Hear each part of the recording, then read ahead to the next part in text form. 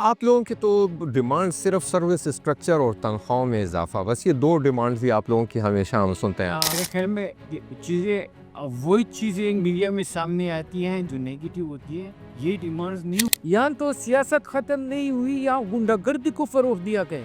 مطلب health system میں اس time پہ بہت کرپشن ہو رہی ہے۔ بہت کیا ہر سسٹم کو تباہ کیا جا چکا ہے. اب کون سا ہاسپٹل دعوے سے کہہ سکتا ہے کہ میں تھرڈ پارٹی آڈٹ کے لیے تیار ہوں. ایک ہاسپٹل تو جو ہے نا انٹرم گورنمنٹ نے نوٹیفیکیشن کیا کہ ہم بیوجیز کو کیا آپ تھرڈ پارٹی آڈٹ کریں. سب انکاری ہو گئی. کیوں انکاری ہو؟ کیا ایسی ریفارمز ہونی چاہیے کہ جو پیشنٹس آتے ہیں ان کو تمام تر سہولیات ملیں، لوگ پرائیویٹ ہاسپٹل کی طرف نہ جائیں، پیسے ان کے خرچ نہ ہو۔ ہم نے بار بار ان سے بات کی ہے. گورنمنٹ اپنے ریٹ مضبوط کرے گی. مسئلہ یہ ہے کہ گورنمنٹ اپنے گریبان میں جھانکنے کے لیے تیار نہیں ہے. ینگ ڈاکٹرز پہ سوال اٹھانا آسان ہے، لیکن جو پروفیسر ان کی ڈیوٹی پہ نہیں آتے، جو سینئرز ڈاکٹر ڈیوٹی پہ نہیں آتے، آپ اس ٹائم LRH جائیں، آپ اس ٹائم KTH جائیں، آپ اس ٹائم HMC جائیں، MTID خان کوہاٹ جہاں بھی جائیں، آپ کو کس چیز سے پتہ لگے گا؟ OT لسٹ سے. باقی چیزیں چھوڑیں، OT لسٹ سے آپ وہاں OT کا ریکارڈ نکالیں. ایک OT میں کتنے سرجریز ایک پروفیسر نے کیے. ہاسپٹل میں ڈاکٹر کے غلط انجیکشن کی وجہ سے یا غلط ٹریٹمنٹ کی وجہ سے پیشنٹ کی موت ہو جاتی ہے. وہ کیا واقعہ ہوتا ہے؟ وہ کیا ڈاکٹر سے کیا غلطی ہو جاتی ہے کہ وہ پیشنٹ جو ہے؟ غلطیاں ہم بھی جو ہیں انسان ہیں. یہ ہم نہیں کہہ سکتے کہ ہم سے غلطیاں نہیں ہوں گی. انٹرنیشنل گائیڈ لائنز دنیا بھر میں یہ غلطیاں ہوتی ہیں. یہ صرف پاکستان میں نہیں ہوتی، دنیا بھر میں غلطیاں ہوتی ہیں. ہمارے معاشرے کی بدقسمتی یہی ہے کہ نیگیٹو چیز جو ہوتی ہے اسے کوریج زیادہ ملتی ہے بنسبت پازیٹیو چیز میں. کبھی بھی یہ نہیں کہا گیا کہ میرے اسپتال سے ڈیلی 200 300 400 لوگ جو ہیں وہ ٹھیک ہو کے چلے گئے. اس کی کوریج کبھی نہیں ہوئی. لیکن اگر مہینے میں ایک بندہ مرتا ہے تو اس کی کوریج ہوتی ہے. وہی لوگ آتے ہیں، وہی لوگ تشدد کرتے ہیں. السلام علیکم ناظرین، آپ دیکھ رہے ہیں ہارٹ سیٹ، میں ہوں فیضان حسین. ناظرین، اکثر آپ سرکاری ہاسپٹلز میں جائیں تو آپ لوگ دیکھتے ہوں گے کہ ینگ ڈاکٹرز ہڑتال پر ہیں، ان کے اپنے مطالبات ہیں. کیا وجوہات ہیں کہ ہر وقت ینگ ڈاکٹرز اس طرح پروٹیسٹ پہ ہوتے ہیں؟ کیا ان کے اس پروٹیسٹ سے ان کا کوئی فائدہ ہے یا پیشنٹس کا کیا نقصان ہے؟ تو اسی پر آج ہم نے دعوت دی ہے. ایک تو ہاسپٹل کے ایشوز کو ہم ڈسکس کریں گے. ینگ ڈاکٹرز کے صدر ہیں خیبر پختونخوا میں ڈاکٹر اسفن یار. ان کو اپنے اسٹوڈیو میں ویلکم کرتے ہیں. بہت شکریہ ڈاکٹر صاحب، آپ نے ٹائم نکالا. ڈاکٹر صاحب، پہلے تو ہم بات کر لیتے ہیں ینگ ڈاکٹرز کے مسائل پہ. آپ ان کی سربراہی کر رہے ہیں. ہاسپٹلز میں ینگ ڈاکٹرز جو ہیں اکثر پروٹیسٹ کرتے ہیں، کچھ ان کے مطالبات ہوتے ہیں. صحیح ہے، ان کے اپنے مطالبات اپنی جگہ پہ صحیح ہوں گے، لیکن اس سے مریضوں کی جان کو خطرہ ہوتا ہے. کیا یہ پروٹیسٹ جو ہے وہ ینگ ڈاکٹرز کا صحیح ہوتا ہے؟ دیکھیں، ہم دو چیزیں مکس کر لیتے ہیں. ہم کہتے ہیں پروٹیسٹ کرتے ہیں، لیکن ساتھ ہی ساتھ اگر ہم دیکھیں تو یہ اسپتال بھی ینگ ڈاکٹرز چلا رہی. اگر ہم پروٹیسٹوں کی مثال لیں تو ینگ ڈاکٹرز کے پروٹیسٹ اگر آتے ہیں تو سالوں میں کئی سالوں بعد ایک میگا پروٹیسٹ ہوتا ہے، اور اس پروٹیسٹ میں جو مطالبات پیش کی جاتے ہیں اس میں بھی مریضوں کو نقصان نہیں دیا جاتا ہے. جتنے کریٹیکل مریض ہوتے ہیں، جو PD کے مریض ہوتے ہیں، وہ بھی دیکھے جاتے ہیں. لیکن آپ پازیٹیو اسپیکٹ اگر ہم دیکھیں تو آپ صبح جائیں آپ کو ینگ ڈاکٹر ملے گا. ایمرجنسی میں آپ جائیں آپ کو ینگ ڈاکٹر ملے گا. آپ رات کے 1 بجے جائیں گے، ڈیوٹی پہ ینگ ڈاکٹر موجود ہوگا. تو ہمیں اس اسپیکٹ پہ بھی بات کرنی چاہیے کہ اسپتال، اگر صوبے کے پورے اسپتال، ایون میں یہ دعوے سے کہہ سکتا ہوں کہ پاکستان کے پورے سرکاری اسپتال اگر دن اور رات چلا رہے ہیں تو یہی ینگ ڈاکٹرز چلا رہے ہیں. اس کے ساتھ اگر وہ مطالبات پہ آتے ہیں تو میں یہ بتاتا چلوں کہ یہ تنظیمیں جو ہوتی ہیں ینگ ڈاکٹرز کی، یہاں پہ ینگ ڈاکٹر ایسوسی ایشن کا نام ہے، امریکہ میں ان کا نیم چینج ہوتا ہے، اس طرح انگلینڈ میں بھی تنظیمیں ہر جگہ موجود ہے، انڈیا میں موجود ہے.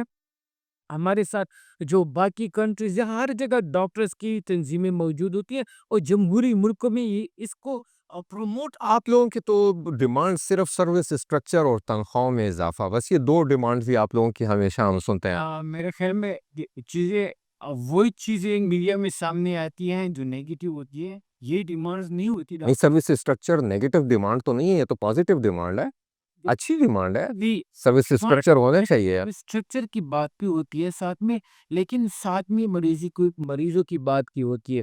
پہلی بار میں یہ بتانا چاہتا ہوں کہ سب اسٹرکچر کیوں مانگتے ہیں. ٹھیک ہے، ہم آج اپنے پاک آرمی کے لیے مراد مانگتے ہیں. آج بھی کوئی لوگ کہتے ہیں کہ مراد ڈبل ہونی چاہیے کیونکہ ہماری آرمی جنگ لڑ رہی ہے. ہم ان کی حمایت کرتے ہیں، جنگ لڑ رہی ہے، مراد ملنے چاہیے. اسی طرح کیونکہ وہ منٹل سیٹسفائی ہوں گے تو آپ کا کام ہوگا. اسی طرح اگر ڈاکٹرز مریضوں کے آپ کے مریض کی جان بچا رہے مشکل وقت میں، جب کا ایک مریض کے پاس اپنا باپ نہیں جاتا، اپنے بچے کے پاس، جب اپنی بیوی اپنے ہسبینڈ کے قریب نہیں جا رہی ہوتی، ایسے حالات میں ڈاکٹر قریب جاتا ہے اور اس مریض کی جان بچاتا ہے. لیکن انفارچونیٹلی میرے صوبے کے عوام، صرف میرے صوبے کے عوام، نہ یہ کام پنجاب میں ہے، نہ یہ سندھ میں ہے، نہ یہ کشمیر میں ہے، نہ یہ اسلام آباد میں. میرے صوبے کے ڈاکٹر سے سرکاری جاب چینی گئی ہے. میرے صوبے کے ڈاکٹر سے پنشن کی مراد چینی گئی ہے. میرے صوبے کے ڈاکٹر سے سرکاری غرض چینے گئی ہیں. میرے صوبے کا ڈاکٹر کنٹریکٹ بیس پہ بھرتی ہوگا. FCPS ڈاکٹر کنٹریکٹ بیس پہ بھرتی ہوگا. یہاں پہ آپ کو پتا ہوگا یا نہیں ہوگا، جو پولیٹیکل لوگ ہیں انہیں بورڈ آف گورنرز بنائے گئے MTI میں. اب کل کو، بہت دور کی بات نہیں کر رہا، کل کی بات کر رہا، ہم نے 2016 میں یہ بات کی تھی کہ آپ ہسپتالوں کو ایسے پولیٹیکل نائلوں کے حوالے کر رہے ہیں کہ کل کو آپ روئیں گے. 2 دن ہوئے ہیں، بنو میں بیو جی ایک ممبر آئے ہیں جو سیاسی کارکن ہے PTI کا. انہوں نے اپنے گھر پہ ایک سیاسی جلسہ بلوائے ہیں، اور وہ سیاسی جلسے میں یہاں فیسلیٹیز نہیں ہے، لیکن اگر میں وہ لائیو چلا کے دکھاؤں کہ وہ سیاسی جلسے میں وہ لوگ اٹھ کر کہہ رہے ہیں کہ یہاں مجھے افریدی ڈاکٹر نہیں چاہیے، اس علاقے کا ڈاکٹر نہیں چاہیے، اور وہ پولیٹیکل ورکر کو کہہ رہے ہیں کہ آپ کو اجازت ہے، آپ اس اسپتال میں کرپشن کریں، آپ اس اسپتال میں جو ہے پولیٹیکل کراسٹور بھرتی کریں، آپ اس ہاسپٹل کی تباہی کریں، لیکن یہ سب چیزیں آپ PTI کو دی. دیکھیے، سسٹم چلانا ہوتا ہے. اب یہ نہیں ہو سکتا کہ آپ ججز میں پولیٹیکل لوگ لیں کہ ایک بندے کو انصاف ملے دوسرے کو نہ ملے. یہ سرکاری ادارے ہیں، سرکاری ادارے ڈسپلن پہ چلتے ہیں. تو آپ کا کہنے کا مطلب ہے کہ 2000 جب سے PTI آئی ہے 2013 سے، تو انہوں نے ہیلتھ سسٹم کو خراب کیا ہے. انہوں نے ہیلتھ سسٹم کے اندر جو بورڈ آف ڈائریکٹرز میں سیاسی لوگوں کو لے کے آئے ہیں. اس سے پہلے ایسا نہیں تھا. MTI سسٹم بھی تو یہی لے کے آئے ہیں. دیکھیے، میں یہ بات کر رہا ہوں کہ 2013 کے بعد یہاں سسٹم کو پولیٹیسائز کیا گیا. لوگوں کو نعرہ دیا گیا کہ ہم ہسپتالوں سے سیاست ختم کریں گے. ہر بار تقریروں میں یہی باتیں ہوتی تھی کہ اسپتالوں سے سیاست ختم کی جائے گی. یہاں تو سیاست ختم نہیں ہوئی، یہاں غنڈہ گردی کو فروغ دیا گیا. یہاں پہ غنڈہ گرد لائے گئے ہیں، بورڈز میں بٹھائے گئے ہیں. اگر آپ ان کی کرپشن پہ ہاتھ اٹھائیں گے آپ کو دھمکیاں دی جاتی ہیں. کلیان دن کے ڈاکٹروں کو آج کل دی جا رہی ہیں کہ اگر آپ نے کرپشن پہ بات کی تو آپ کو ہم قتل کر دیں گے. یہی دھمکیاں ملی ہے. اور افسوس کی بات یہ ہے، مطلب ہیلتھ سسٹم میں اس ٹائم پہ بہت کرپشن ہو رہی ہے. بہت کیا، ہر سسٹم کو تباہ کیا جا چکا ہے. آپ کون سا ہاسپٹل دعوے سے کہہ سکتا ہے کہ میں تھرڈ پارٹی آڈٹ کے لیے تیار ہوں؟ ایک ہاسپٹل تو جو ہے نا، انٹرم گورنمنٹ نے نوٹیفیکیشن کیا کہ ہم بیوجیز کو کیا آپ تھرڈ پارٹی آڈٹ کریں، سب انکاری ہو گئی. کیوں انکاری ہو بھئی؟ آپ صاف ہیں، آپ ایماندار لوگ، تھرڈ پارٹی آڈٹ کیوں نہیں کروا رہے؟ 2012 سے آج 2025 ہو چکے، تھرڈ پارٹی آڈٹ کیوں نہیں ہو رہا اس سسٹم کا؟ ذرا کر لو تو زینا. ڈاکٹر صاحب، دوسرے پہ تنقید کرنا یا دوسرے پہ اعتراض کرنا یہ تو بہت آسان ہے، لیکن جب بات اپنے گریوان پہ آتی ہے تو چیزیں ذرا سی مشکل ہو جاتی ہیں. یہی ینگ ڈاکٹرز جو ہیں، میں نے پروٹیسٹ کی بات کی تو آپ نے اس کی مخالفت نہیں کی، آپ نے اس کے اگینسٹ میں کوئی بات نہیں کی. یہی ینگ ڈاکٹرز پروٹیسٹ کرتے ہیں، مریضوں کی جان چلی جاتی ہے، مریضوں کو کافی مشکلات ہوتی ہیں. اسی طرح یہی باہر جو پرائیویٹ پریکٹس کر رہے ہوتے ہیں تو اس کو آپ صحیح سمجھتے ہیں یا نہیں سمجھتے؟ آپ کیا کہتے ہیں کہ ینگ ڈاکٹرز کو باہر پرائیویٹ پریکٹس کرنی چاہیے اپنی سرکاری نوکری چھوڑ کے، یا یہی جو MTI ہاسپٹل میں وہ جاب کر رہے ہیں؟ دیکھیں پہلے تو میں یہ بتانا چاہتا ہوں کہ 2012 سے تقریباً YDA بنی ہے.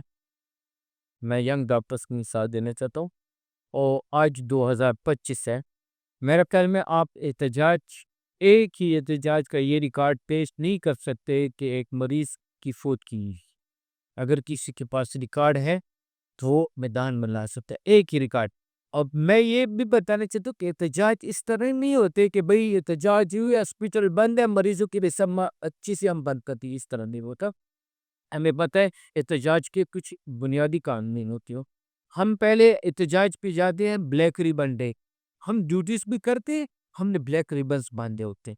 اس کے بعد اگر ہماری بات نہیں سنی جاتی تو اس کے بعد ہم پرامن اسٹرائک کرتے ہیں. OPDs کے بعد یا OPDs سے پہلے واقسا کرتے، اس پہ بھی بات نہیں سنی جاتی تو اس کے بعد ٹوکن اسٹرائک ہوتا ہے. ٹوکن اسٹرائک کا مطلب ہوتا ہے کہ OPD صبح 1 گھنٹے کے لیے بند کی، پورا دن باقی چل رہی ہوتی ہے. اس کے بعد بھی احتجاج اگر ہوتا ہے تو وہ روڈ سائڈ پہ ہوتا ہے، OPDs بند نہیں ہوتے. اگر 100 ڈاکٹر احتجاج پہ ہوتے ہیں تو 200 ڈاکٹر ہاسپٹل کے اندر بیٹھے ہوتے. اس سے ان احتجاج سے جو آپ ہاسپٹلس کے اندر بھی کر رہے ہوتے ہیں، مریض بھی دیکھ رہے ہوتے ہیں، ان کے ساتھ جو کفالت کے لیے لوگ آئے ہوتے ہیں وہ بھی دیکھ رہے ہوتے ہیں، آپ لوگوں کی جو امیج ہے، جو ڈاکٹرز کی ایک امیج ہے، وہ دنیا کے نظر میں بہت ایک اچھی امیج ہے. لیکن جب آپ کسی پیشنٹس کے ساتھ گئے ہوتے ہیں اور ڈاکٹر پروٹیسٹ کر رہا ہو تو آپ کی اپنی امیج جو ہے عوام کی نظر میں منفی نہیں ہوگی؟ دیکھیں میرے خیال میں ہم کوشش کرتے ہیں کہ ہم عوام کو بھی بتائیں کہ مسائل میرے نہیں ہیں. دیکھیں ہم مسائل جب ہم عوام کو نہیں بتائیں گے، ہم ان پہ آواز نہیں اٹھائیں گے تو کون اٹھائے گا؟ میرے صوبے کا صحافی خاموش ہے، میرے صوبے میں جو ادارے ہیں وہ خاموش ہیں. اور میں بتاؤں، ہم نے احتجاج کیا کہ ہمیں ICU کے بیڈس چاہیے. اب ICU کے بیڈ میں مجھے کیا فائدہ ہے؟ میرے مریض کو فائدہ ہے. ہم وہاں پہ اپنے مریض کو گائیڈ کرتے ہیں. اب ملکن یونیورسٹی کا ایک بچہ جو روڈ ایکسیڈنٹ میں زخمی ہوتا ہے اور وہ 8 گھنٹے کا سفر کرتا ہے اس روڈ پہ آ کے HMC پہنچتا، حیات آباد میڈیکل کمپلیکس پہ اسے ICU کا بیڈ نہیں ہے اور وہ اس سے فوت ہوتا ہے. کیا میں اس پہ آواز نہ اٹھاؤں؟ کیا میں اس چیز پہ بات نہ کروں؟ اور کب تک نہ کروں؟ میرے سسٹم میں اگر اس طرح لوگ آئیں کہ وہ اس سسٹم کو پہچانے تب میں آواز نہیں اٹھاؤں گا. میں نے ہیلتھ منسٹر سے یہی بات کی تھی کہ آپ بات کرتے ہیں کہ ہم سسٹم کو ٹھیک کریں گے، آپ سسٹم کو ٹھیک کریں، دوسرے دن ڈاکٹرز کو احتجاج کی ضرورت نہیں پڑے گی. یہ آپ کے لوگ ہیں، آپ کے ساتھ بیٹھیں گے، آپ کے ساتھ سسٹم امپروو کریں گے. لیکن انفارچونیٹلی ہم ایسے لوگوں کے ساتھ ڈاکٹر صاحب، آپ لوگ جو یہ مطالبات کرتے ہیں، ٹھیک ہے، ہونے بھی چاہیے، ڈاکٹروں کو مراعات ملنی چاہیے، چیزیں ملنی چاہیے جو وہ لوگ ڈیمانڈ کرتے ہیں، لیکن اس کے ساتھ مانیٹرنگ سیل آپ لوگوں کے لیے ایک بننا چاہیے. کیا اس کی حمایت کرتے ہیں کہ آپ لوگوں کی جو مراعات مل رہی ہیں، ایک مانیٹرنگ سیل ہونا چاہیے، آپ لوگوں کا تمام چیزوں کو وہ لوگ ریکارڈ کریں؟ میرے مانیٹرنگ سیل آلریڈی سے موجود ہے. ہم چاہتے ہیں کہ اسے اور بھی مضبوط کیا جائے. ہم نے آپ نے جو پہلے بات کی تھی، ینگ ڈاکٹرز میں 95 سے 99% لوگ وہ ہیں جن کے کلینکس نہیں ہوتے. یہ TMOs ہوتے ہیں، یہ ہاؤس آفیسر ہوتے ہیں، یہ ینگ MOs ہوتے ہیں، مطلب SPRTS. ان کو آفیشلی بھی کلینک کی اجازت نہیں ہوتی، یہ کلینک کرتے ہی نہیں ہے. یہ بات غلط ہے کہ اگر ہمارے احتجاج سے ہمارے تو کلینکس ہوتے ہی نہیں ہیں اکثر ینگ ڈاکٹرز کے. دوسری بات، جو مانیٹرنگ کی بات کی جاتی ہے، مانیٹرنگ کے لیے تو ہم خود PGMI کے پاس جاتے ہیں، ہم خود CPSP کے پاس جاتے ہیں کہ بھئی ہماری ٹریننگ سٹینڈرڈ کو امپروو کیا جائے. اگر ہم یہ مراعات مانگتے ہیں، مراعات میں صرف تنخواہیں نہیں ہوتی. ہم یہی کہتے ہیں کہ میں ریڈیولوجسٹ ہوں، کنسلٹنٹ. اگر میں یہاں ریڈیولوجی کی ٹریننگ کر رہا ہوں، میرے لیے ریڈیولوجی ٹریننگ میں اگر ایک جگہ میں MRI مشین نہ ہو، CT اسکین مشین نہ ہو، میں 4 سال یہاں ٹریننگ کر لوں، بس ٹریننگ کر لیا ہے نا، میں تو وہی ڈاکٹر ہوں گا. میرے لیے یہاں انٹروینشنز پروسیجرز کے طریقے نہ ہوں جو پنجاب یا میں تو یہ چیزیں مانگ رہا ہوتا ہوں. اور میری حکومت جب میں یہی چیزیں مانگتا ہوں تو وہ میرے خلاف پروپیگنڈا کرتی ہے.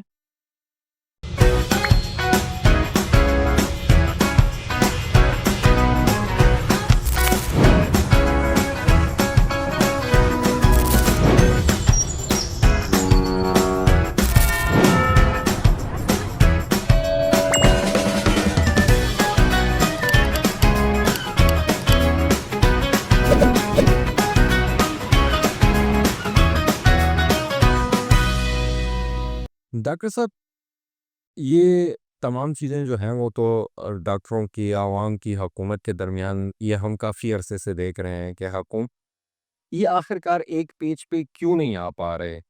کیا ایسی وجوہات ہیں؟ گورنمنٹ سائڈ سے اگر ہم سنیں تو ڈاکٹرز جو ہیں وہ پشاور کے علاوہ کسی اور اضلاع میں جانے کے لیے تیار نہیں. گورنمنٹ ایسی پالیسی بنانا چاہ رہی ہے کہ جس کے ڈومیسائل بیس پہ ڈاکٹروں کو وہاں پہ تعینات کیا جائے، لیکن ڈاکٹرز جو ہیں وہ پشاور سے باہر نہیں نکلنے کے لیے تیار ہے. ڈاکٹر لکی مروت میں، ڈاکٹر چترال میں، ڈاکٹر دیر میں اپنی جاب کو کنٹینیو کرنے کے لیے تیار نہیں ہے. کیا وجوہات ہیں کہ ڈاکٹرز اپنے اضلاع میں ڈیوٹی کے لیے تیار نہیں ہوتے؟ دیکھیں، بہانے اگر کرنے ہو تو کافی بہانے ہوتے ہیں. ٹھیک ہے، آپ نے کبھی ڈی ایچ او سوات سے ڈاکٹرز کی لسٹ لی ہے؟ ڈی ایچ او سوات یا سیدو ٹیچنگ ہاسپٹل میں ایک بھی ایم او کی سیٹ خالی نہیں ہے. بنیر ڈسٹرکٹ میں ایک بھی ڈاکٹر کی سیٹ خالی نہیں ہے کہ وہ 17 گریڈ کا ڈاکٹر بھیجا جائے. آپ کے مردان ڈسٹرکٹ کا ڈیٹا اٹھائیں، مردان ڈسٹرکٹ میں ڈاکٹر کی سیٹ خالی نہیں ہے. چرسدہ ڈسٹرکٹ جائیں، 5 سے 6 ڈاکٹرز کی زیادہ سے زیادہ سیٹیں خالی ہوں گی کہ آپ کو سپیس ملے کہ آپ وہاں کام کریں. آپ کے خیبر ایجنسی میں سیٹ خالی نہیں مل رہی، آپ کے کوہاٹ ڈویژن میں خالی سیٹس نہیں ملتی، آپ کو ڈی ایچ کیو کوہاٹ میں خالی سیٹ نہیں مل رہی کہ آپ وہ ڈاکٹر بیچیں. دیکھیں، فیکٹس اینڈ فگر پہ بات ہونی چاہیے نا. آپ D Khan D H O office جائیں، آپ سیٹ تو نکالیں، وہاں پہ سیٹ ہے. جب سیٹ ہی نہیں ہے، آپ کی جتنی ایم اوز کی سیٹ ہے وہ فل ہے، تو کس طرح ڈاکٹر وہاں نہیں جا رہے؟ دوسری بات، آپ کی پشاور کی آبادی 2000 میں 20 لاکھ تھی، آج آپ کی آبادی تقریباً 2 کروڑ تک تو پہنچ چکی ہوگی. 2 کروڑ نہ ہو 1 کروڑ تک تو پہنچ چکی ہے. 20 لاکھ کے لیے یہاں جتنے ایم اوز کی پوسٹنگ تھی 2000 میں، آج 2025 میں بھی وہی پوسٹیں ہیں. جو آبادی ڈاکٹرز ڈیل کر رہے تھے 2000 میں، وہی 2025 میں وہی ڈاکٹرز ڈیل کر رہے ہیں.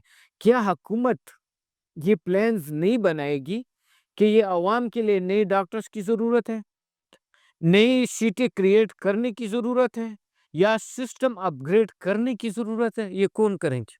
آپ کیا سمجھتے ہیں جو یہ سرکاری ہاسپٹل ہیں پشاور میں سب سے زیادہ، خیبر پختونخوا میں اگر بات کریں تو سب سے زیادہ لوڈ جو ہے وہ ایل آر ایچ، کے ٹی ایچ اور ایچ ایم سی پہ ہے.